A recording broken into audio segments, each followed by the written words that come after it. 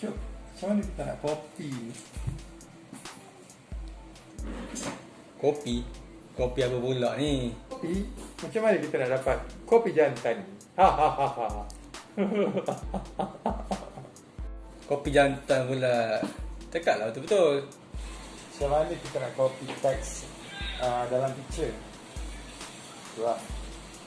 Oh, kopi teks dalam gambar. Okay, nanti aku tunjuk.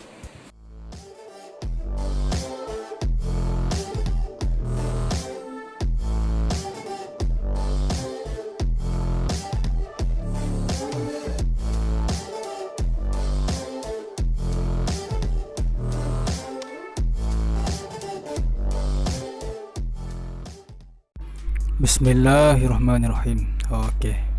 Yang pertama kita pergi dekat YouTube. Sebab apa YouTube? Sebab YouTube ni kita tak boleh nak copy. So kita kena screenshot. So kita nak ambil yang nombor account tu. Macam mana kalau klik tak boleh. Keyboard copy tak boleh. Kita screenshot screen ni. Dan lepas screenshot kita pergi kat Google Photo, kita klan Google Lens. Yang ada kamera tu, yang bulat tu Google Lens nama dia. So kita klik copy text,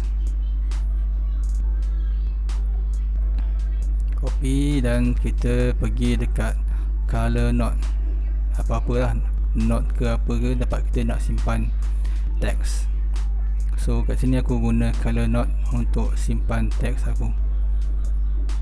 Advantage dia boleh cloud, save cloud, tak berat pun. So bila dah copy ni, boleh lah copy kepada online banking. Dah siap, senang